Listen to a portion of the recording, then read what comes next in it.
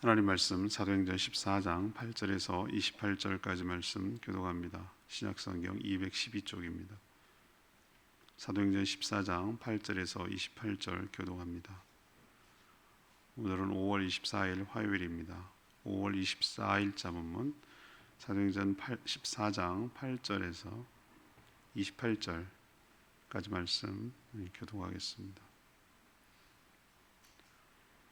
루스드라에 발을 쓰지 못하는 한 사람이 앉아 있는데 나면서 걷지 못하게 되어 걸어 본 적이 없는 자라. 바울이 말하는 것을 듣거늘 바울이 주목하여 구원받을 만한 믿음이 그에게 있는 것을 보고 큰 소리로 이르되 내 발로 바로 일어서라 하니 그 사람이 일어나 걷는지라. 우리가 바울이 한 일을 보고 루가오니아 방언으로 소질러 이르되 신들이 사람의 형상으로 우리 가운데 내려오셨다 하여 바나바는 제우스라 하고 바울은 그 중에 말하는 자이므로 헤르메스라 하더라.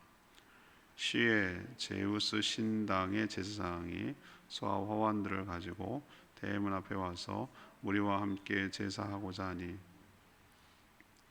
두 사도 바나바와 바울이 듣고 옷을 찢고 무리 가운데 뛰어 들어가서 소리질러 이르되 여러분이여 어찌하여 이러한 일을 하느냐. 우리도 여러분과 같은 성정을 가진 사람이라.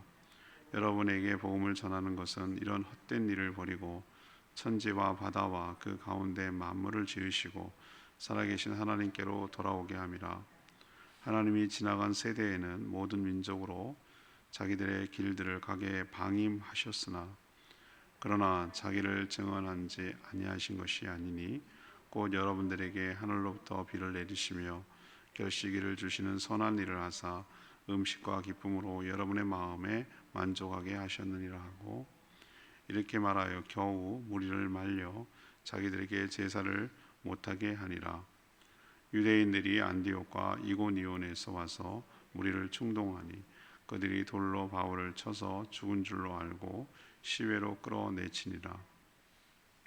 제자들이 둘러섰을 때에 바울이 일어나 그 성에 들어갔다가 이튿날 바나바와 함께 더베로 가서 복음을 그 성에서 전하여 많은 사람을 제자로 삼고 루스드라와 이고니온과 안디옥으로 돌아가서 제자들의 마음을 굳게 하여 이 믿음에 머물러 있으라 권하고 또 우리가 하나님의 나라에 들어가려면 많은 환난을 겪어야 할 것이라 하고 각 교회에서 장로를 택하여 금식 기도하며 그들이 믿는 주께 그들을 위탁하고 비시디아 가운데로 지나서 밤빌리아에 이르러 말씀을 버가에서 전하고 아달리아로 내려가서 거기서 배 타고 안디옥에 이르니 이곳은 두 사도가 이룬 그 일을 위하여 전에 하나님의 은혜에 부탁하던 곳이라. 그들이 이르러 교회를 모아 하나님이 함께 행하신 모든 일과 이방인들에게 믿음의 문을 여신 것을 보고하고 제자들과 함께 오래 있으니라. 아멘. 오늘이 이제 1차 전도 여행이 마무리되는 그런 장면을 지금 오늘 이야기합니다. 루스드라에서 걷지 못하는 자를 고쳐주자 주민들은 이 바나바 사도를 제우스로 바울은 헤르메스로 추앙하며 제사를 드리려고 했습니다. 두 사도는 이런 헛된 일을 버리고 주께 돌아오라고 이렇게 말하며 금했습니다.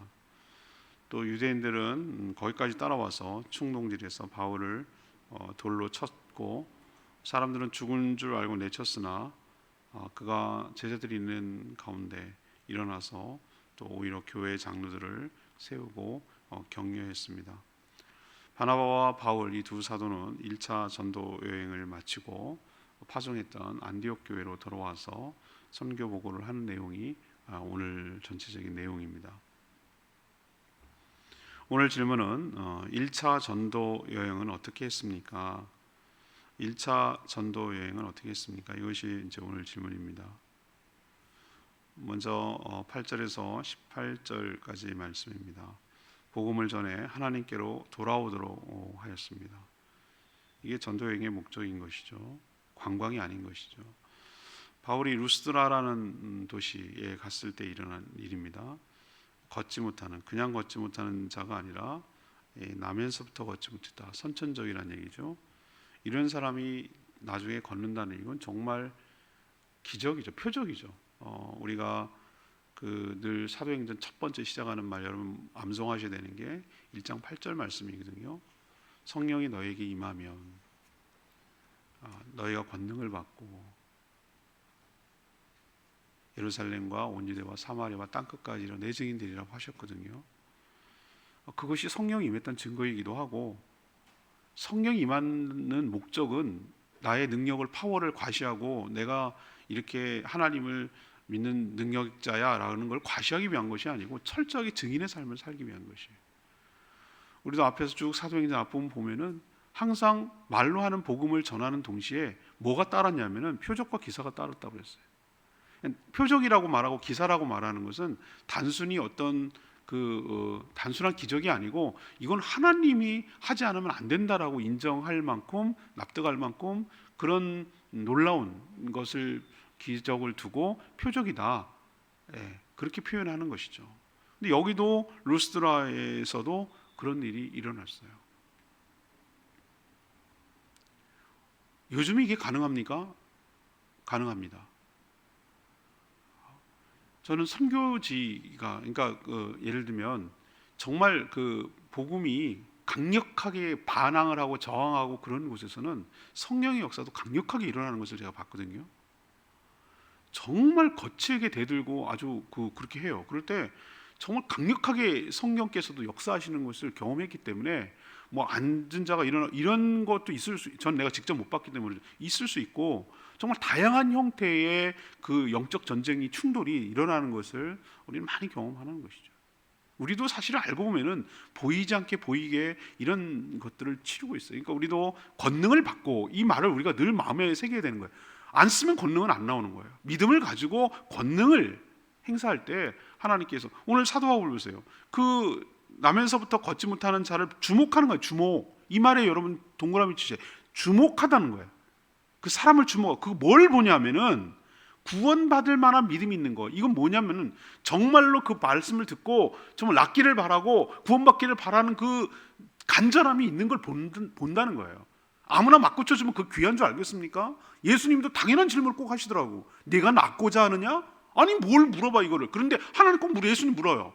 이게 왜 필요한 거죠? 리액션이 필요하기 때문에 정말 간절함을 내가 마음으로 표현해야 되기 때문에 그 소원과 믿음이 그렇게 표현돼야 되기 때문에 그걸 보시고 구원했듯이 역시 이때도 똑같은 역사가 일어나는 거예요. 그리고 걸었어요. 이건 뒤집어질 일이죠. 아니 나중에 사고나 뭐 좀 질병이나 이래서 못 걸었다면 하는데 나면서부터 못 걸었다니까요. 근데 걸었으니 이건 얼마나 놀라운 일입니까? 그 광경을 보고 그 루스드라 주민들이 하는 반응을 보세요. 이게 인간의 수준이에요.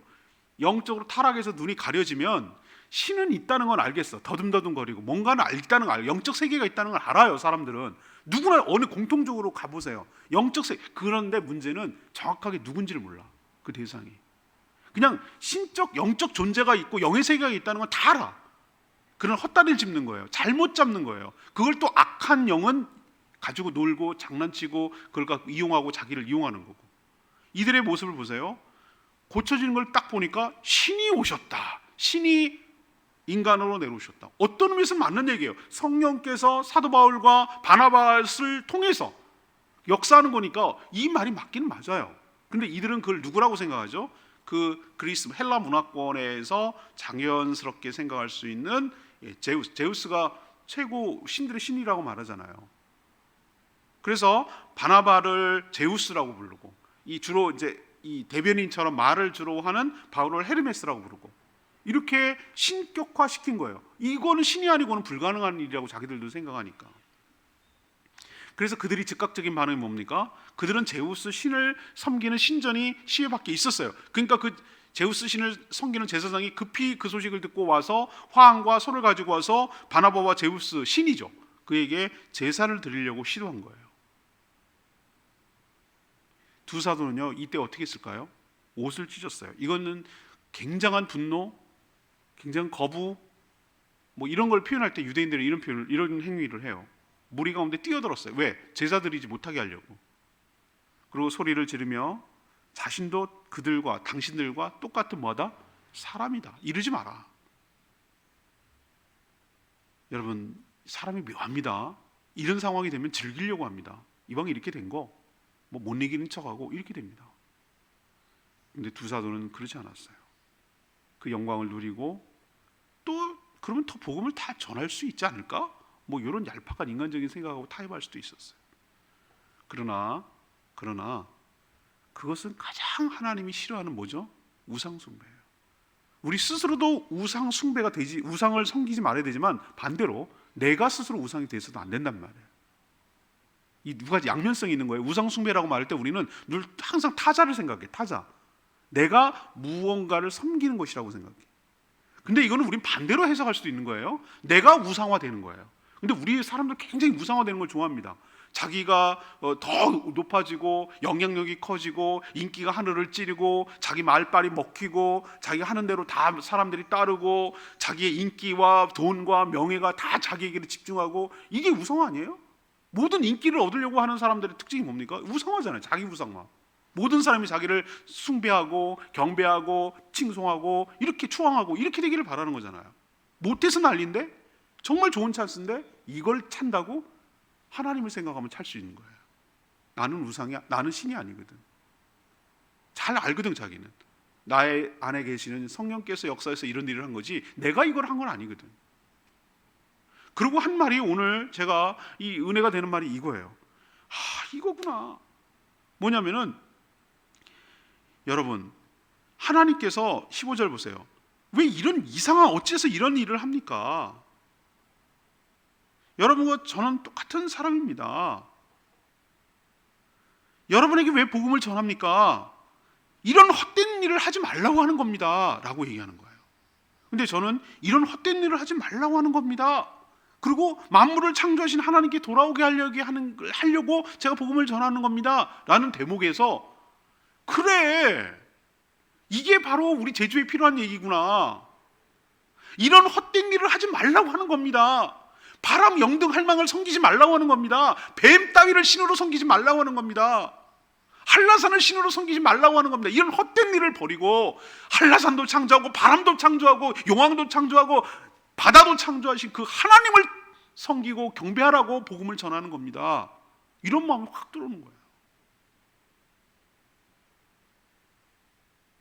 산천당 가면은 아직도 한라산에 산신제를 드려요.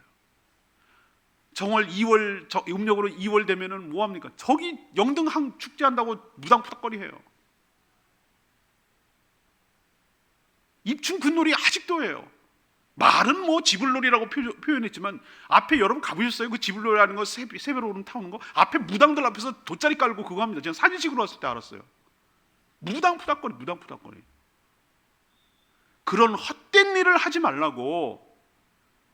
분명히 당신들은 뭔가 신적인 존재가 있다는 건 알겠는데 그 신이 뭔지를 지금 몰라서 그러는 건데, 그런 헛된 일을 하지 말고 진정으로 이 모든 만물을 창조하고 주관하시고 다스리는 하나님께 경배하고 주께로 돌아오라고, 그러려고 복음을 전하는 겁니다 라고 자신을 신격화하고 제사를 드리려는 것을 막고 오히려 하나님께로 시선을 돌리고 있는 거 보세요.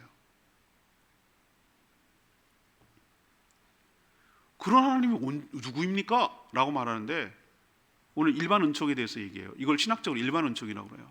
무슨 얘기냐면은 17절에 보면 하나님을 당신이 정확하게 그 명칭 제우스라는 것처럼 이렇게 몰랐어도 여러분 하나님의 은총을 이미 받고 있습니다. 때를 따라 비를 하늘로부터 내리시고 결실을 주시고 여러분의 음식과 기쁨으로 여러분의 만족시킨 분이 누구시겠습니까? 하나님이십니다. 그분이 만물을 창조하고 다스리고 주관하고 은혜를 베풀어 주시는 분입니다. 그분을 숭배하고 찬양하고 경배해야 됩니다라고 이미 자기도 하나님의 은택을 잊고 있었음을 연결시켜서 창조주 하나님께 연결시키고 있는 걸 보세요. 사도 바울 정말 탁월한 사람이에요.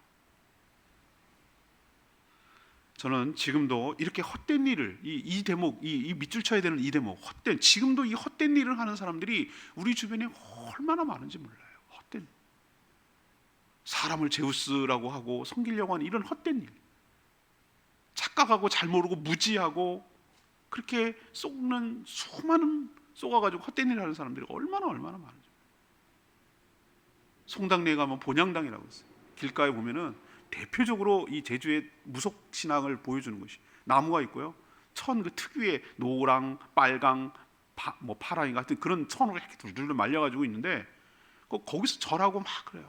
봄풀이라고 그래가지고 참 거기다 쓰고 거기다 나무에다 걸어놓고 이런 장면이 있어요. 거기 가서 이제 사진도 찍고 그래왔는데 거기가 대표적이에요. 그런 거 그만하라고. 하나님께 기도하고 하나님께 하소연하라고. 나무에다 하지 말라고. 우리도 이 1차 전도에 루스드라에서 했던 것처럼 사도 바울처럼 모든 사람을 헛된 일을 중단하고 진짜 경배해야 될 분이 어떤 분인지를 소개하고 주님께로 인도하는 일에 헌신하며 살아가는, 하나님께 돌려드려야 될 영광을 가로채지 않고 마땅히 하나님께 영광을 돌리며 살아가는 저와 여러분 되기를 소망합니다. 두 번째는요, 19절에서 23절 말씀. 많은 환난 가운데도 교회를 세우려고 힘썼어요. 이게 지금 1차 전도여행, 어쩌면 2차, 3차 전도여행도 마찬가지예요. 어쩌면 대표적인 샘플을 이 오늘 본문 가운데 다 드러내고 있어요. 이렇게 하나님을 알리고 예수 그리스도를 전해서 구원받게 하려고 했구나. 이게 첫 번째고, 환난이 엄청났어요. 그럼에도 불구하고 교회를 세웠다는 게 두 번째 중요한 테마 중에 하나예요. 복음을 비방하고 두 사도를 시기하는 유대인들이 오므나 세상에 만일 제쳐놓고 비시디아 안디옥과 이고니온에서 두 사도가 있는 루스드라까지 쫓아왔네. 그냥 자기 동네 떠나면은 그냥 말고 하고 그냥 갔나보다 이렇게 생각하는데, 얼마나 억한 심정이 있었으면은 따라왔냐고. 따라와서 방해하는 거예요. 따라와서. 그들은 무리를 충동질해서 바울에게 뭘 했습니까? 돌로. 이게 유대인들의 죽이는 방법이거든요. 투석. 사람들은요 죽은 줄 알았어요. 이거 기절한 거죠. 돌에 맞고 축 늘어져가지고 죽은 줄 알고 시신 만지기 싫고, 그러니까 무슨 개 끌고 하듯이 시외 안에서 죽으면 시신이 죽으면 썩고 냄새나고 그러니까 바깥에다가 내친 거예요. 버린 거. 개 죽음이죠, 한마디로. 버렸어.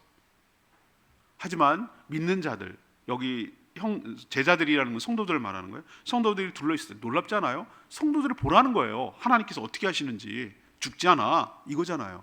이 타이밍도 저는 중요하다고 생각해요. 왜 언제 일어나냐? 왜 벌떡 일어나? 딴 때 벌떡 일어날 수 있잖아요, 사도 바울이. 아니면 더 있다가 일어날 수도 있잖아요. 근데 보세요, 제자들이 둘러섰을 때, 와, 이 타이밍 보세요. 믿음을 얼마나 더 확신에 처하게 하려고 하시는지. 딱 그때 벌떡 일어났어요. 죽은 줄 알았는데. 그래서 성으로 들어가서 격려하다고 또 옆에 더베로 옮겼어요, 루스드라에서. 거기서도 복음을 전해서 많은 사람들을 주의 제자로 만들었다고 했습니다. 근데 그 뒤에 행보 보세요. 여정. 지금까지 복음을 전했던 루스드라, 돌로 쳐서 죽이려고 했답니다.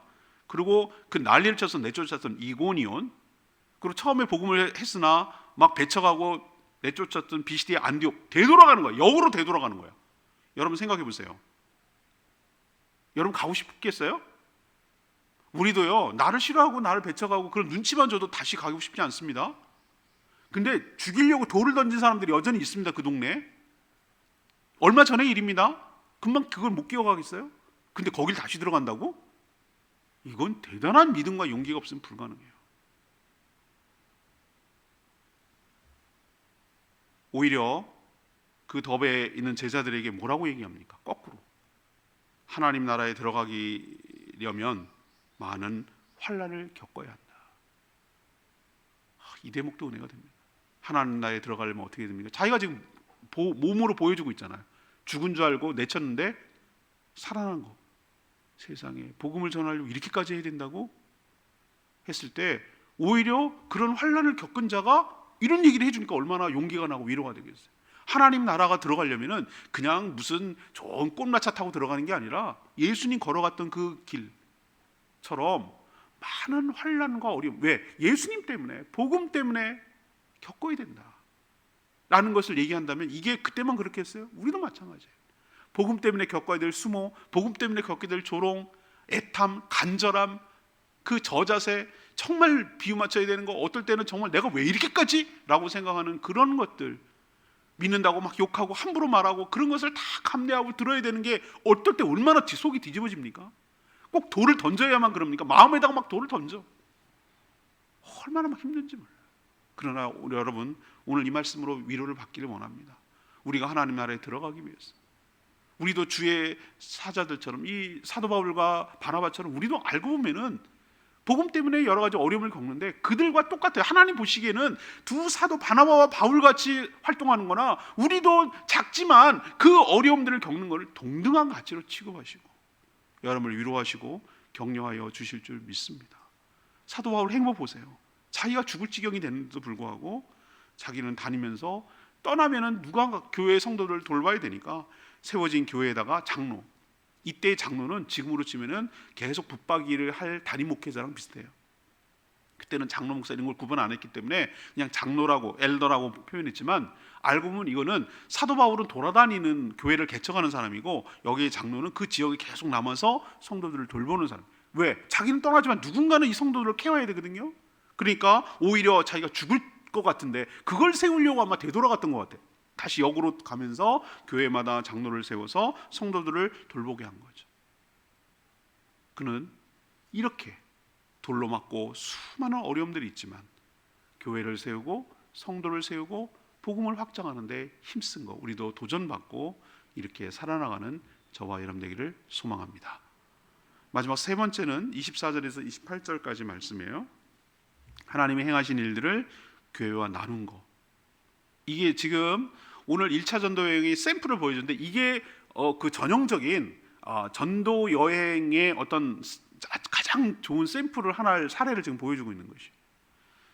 바나바가 이제 바울이 두 사도가 밤빌리아 이제 복귀하는 장면이에요. 밤빌리아를 거쳐서 버가에서 말씀을 전하고 아탈리아 그 옆으로 동네로 가서 배를 타고 자신들을 선교사로 파송한 안디옥으로 돌아오는 여정을 얘기하고 있어요. 이제 지도를 보면서 설명은 금방인데 다시 루스트라 갔다가 비디아 안디옥 갔다가 일로 밤빌리아로 거쳐서 버가라는 곳에 갔다가 그 옆에 항구 도시로 갔다가 아탈리아라는 항구 도시 갔다가 거기서 배를 타고 이제 안디옥으로 돌아오는 이런 구조를 가졌어요. 그래서 안디옥 교회는요, 이 두 사도가 선교하도록 파송한 하나님의 은혜를 부탁했던 교회다. 이 표현은 뭐냐면 우리 요즘식으로 하면 주파송교회. 우리는 주파송교회를 우리가 주파송 선교사를 한 적은 없어요. 아직은 그냥 돕고 협력하는 교회지. 그러나 제법 큰 교회들은 주파송교회로 하는 교회가 꽤 많습니다. 어느 특정 선교사님을 전폭적으로 지원해 주는 거예요. 그분이 사역할 수 있도록 다 거의 도와주는 거예요. 그런데 안디옥 교회가 그런 역할을 한 거예요. 일종의 베이스 캠프 같은 역할을 하는 것이죠. 그래서 두 사도가 돌아오자 어떻게 했습니까? 교회는 성도들을 다 모았어요. 다 모으고 교회 앞에서 1차 전도 여행 했던 거, 하나님이 함께 행하신 일들, 함께 행하신 모든 일들이라고 했어요. 자기 일이 아니고, 이 얘기를 잘 들으셔야 돼요. 자기 일이 아니고 하나님이 자기와 함께 했던 하나님의 일들, 하나님의 일들을 뭐 하는 거죠? 간증하는 거예요. 이거 굉장히 중요해요. 우리는 자꾸 이 부분을 놓쳐요. 우리는 자꾸 복음을 담대하게 전하고 표적이 일어나고 기사가 일어나고 환난을 겪고 잘 극복하고 이겨내고 여기까지는 많이 얘기하는데 그 뒤에 후속 작업을 간과할 때가 많은데 이것까지 포함해서 패키지로 선교라고 할 수가 있는 거예요. 이 부분도 굉장히 중요해요. 우리도 여러 선교사님들이 돌아와서 뭐합니까? 우리가 주 파송교회는 아니지만 수많은 우리가 후원하는 선교사님들이 우리 교회 들리면 제가 기회를 주잖아요. 그리고 보고 알릴 수 있는 기회를 주잖아요. 이렇게 사역하고 있습니다, 이렇게 하고 있습니다 라고 알리는 게 왜 중요하죠? 그래야 하나님이 하시는 일을 우리도 같이 경험하니까. 우리가 한 일이 결코 헛되지 않은 것을 우리도 함께 은혜를 경험하고 하나님을 찬양할 수 있으니까. 우리의 기도와 우리의 후원과 우리의 물질이 후원하는 것이 결코 그냥 없어지는 것이 아니라 이런 식의 형태로 우리도 간접적으로 하나님의 나라를 위해서 복음을 전하며 선교하고 있다는 것을 우리도 깨닫게 되잖아요. 그래야 이 얘기를 안 한다면 그건 그들 두 사도들만의 얘기로 끝날 수도 있잖아요. 그래서 모든 성도들을 모아놓고 이 하나님이 행하신 일을 간증하는 것인데 특이점은 1차 전도 여행 때 제가 어제도 말씀드렸는데 특이점이 뭐냐면 하나님께서 이방인들에게도 복음의 문을 여셨다라는 것을 오늘 주로 보고하고 있어요. 그게 오늘 1차 전도 여행의 핵심 포인트예요. 보고 중에. 전에는 어디였습니까? 주로 유대인들이 타겟이었어요. 근데 이 1차 전도 여행을 통해서 유대인들이 저렇게 함으로 난 이제 이방의 빛이라고 제가 설명했잖아요. 이사야서 인용해가지고 이방의 빛처럼 이제는 이방인들을 주 타겟으로 해서 간다. 너희들이 스스로 복음 받기를 거부하기를 자처했으므로 이제 물줄기가 달리 간다. 그 얘기를 선언한 데가 1차 전도 여행이거든요. 오늘 여기서 이걸 보면 교회가 선교의 주체가 되어야 함을 우리에게 도전하고 있는 줄로 압니다. 교회는 선교단체가 하는 게 아니에요. 선교단체 정신 똑바로 차려. 우리도 헷갈리면 안 돼요. 선교단체가 선교하는 게 아니라 교회가 선교하는 거예요. 교회가 작은 교회라고 할 수 있는 목장이 선교하는 거예요. 그래서 1대1로 매칭시켜 놓는 이유가 거기 있는 거예요. 주체라고요. 그러니까 베이스 캠프 역할을 하는 것은 선교단체가 무슨 선교단체 무슨 선교 그게 아니에요. 교회가 하는 거예요. 교회가 선교단체를 돕는 거예요. 선교하는 일을 어린이집 해주고 연결시켜주고 이런 거고 교회가 하는 거예요. 오늘 보세요. 주체는 교회예요. 그리스도의 몸인 교회. 교회가 선교사를 택하고 세우고 파송하고 기도하고 물질로 후원하고 기도하고 그거 하는 거예요. 선교사는 선교 사역을 교회에 알려야 되고 보고해야 할 책임과 의무가 있어요. 그래서 선교 보고서를 저희 교회도 계속 보내오는 거예요. 전 또 여러분들에게 알리고 붙이고 기도하고 이렇게 하는 거고요. 선교는 평생 계속해야 하지만 파송한 교회와 선교사들이 긴밀하게 소통하고 협력해야 됩니다. 그리고 함께 머물러 있습니다. 이 얘기는 뭐죠? 인간적으로도 친밀한 교제를 통해서 서로 마음을 나누고 같이 해야 되는 거예요. 이것까지 다 포함해서 우리는 선교라고 말하는 거예요. 우리 교회도 이런 작업을 이렇게 퍼펙트하게 완전하지 못해도 우리도 정말 이 원리에 따라서 끊임없이 선교하는 교회, 생명을 전하는 교회, 선교사를 보내고 후원하고 기도하고 협력하고 함께 행하는 그런 교회가 되기를. 그래서 저희 교회를 통해서 하나님의 나라가 확장되고 복음이 널리 전 열방까지 퍼져나가는 그 중심 센터, 베이스 캠프 역할을 하는 교회가 되기를 간절히 소망합니다. 오늘 레마의 말씀이 9절 말씀, 바울이 말하는 것을 끈을 바울이 주목하여 구원받을 만한 믿음이 그에게 있는 것을 보고 큰 소리로. 성경에서 나오는 그 모든 치유 사회의 공통점이 있다면 주목했다는 거예요. 그리고 믿음이 있어야 하는 것을 우리에게 보여줘요. 하나님의 말씀을 집중해서 경청할 때 구원받을 만한 믿음도 생긴다는 것을 우리에게 보여줍니다. 그는 태어나면서도 걷지 못하는 장애인이었지만 성령의 권능으로 회복되어 걷게 되었습니다. 아까도 말했지만 예수님도 고치시기 전에 낫기를 원하는지 물었어요. 몰라서가 아니라 그의 믿음을 보시려는 의도예요. 믿음이 있어야 치유의 역사가 시작될 줄 믿습니다. 여러분 믿음을 주옵소서. 믿음도 은혜거든요. 하나님 믿음은 믿어지게 하시고 간절히 소망이 있게 하시고 바람이 있게 하시고 기대가 있게 하시고 하나님을 의지하고 바라보고 그렇게 될 줄로 믿고 하나님을 바라보는 믿음이 저에게 있어 걷지 못하는 우리의 삶이 회복되고 걷게 되는 놀라운 역사가 있게 하여 주시옵소서. 그렇게 오늘 말씀 붙들고 기도하는 저와 여러분 되기를 원합니다. 오늘 말씀 붙들고 기도하기 전에 아까 불렀죠. 479장 찬양집 479장 부르고 기도하겠습니다.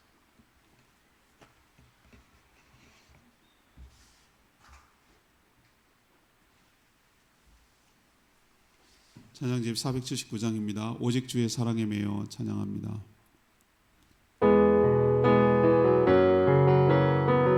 오직 주의 사랑에 매여 내 영 기뻐 노래합니다. 이 소망의 언덕 거룩한 땅에서 주께 사랑드립니다. 오직 주의 임재 안에 갇혀 내 영 기뻐 찬양합니다.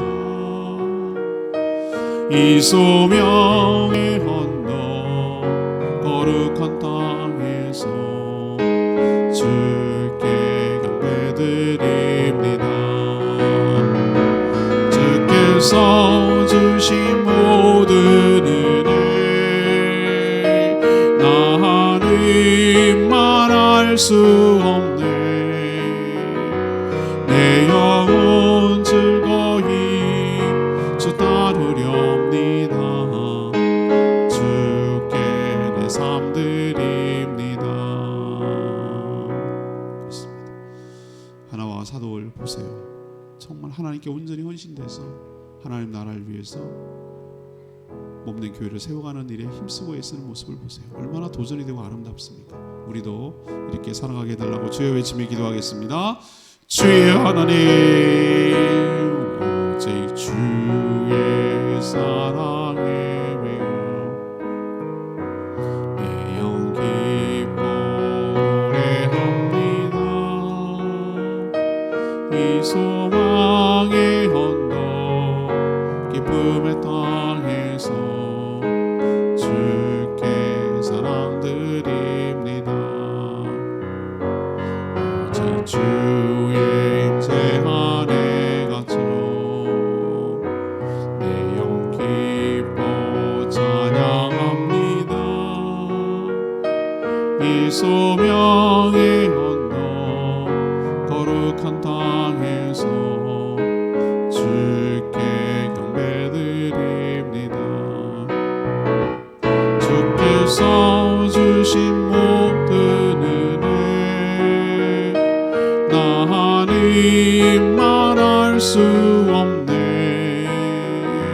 내 영혼 즐거이 주 따르렵니다. 주께 내 삶 드립니다. 하나님, 저희도 바나바와 바울의 모습을 통하여 도전받게 하여 주시옵소서. 생명을 살리는 일에 힘쓰게 하여 주시옵소서.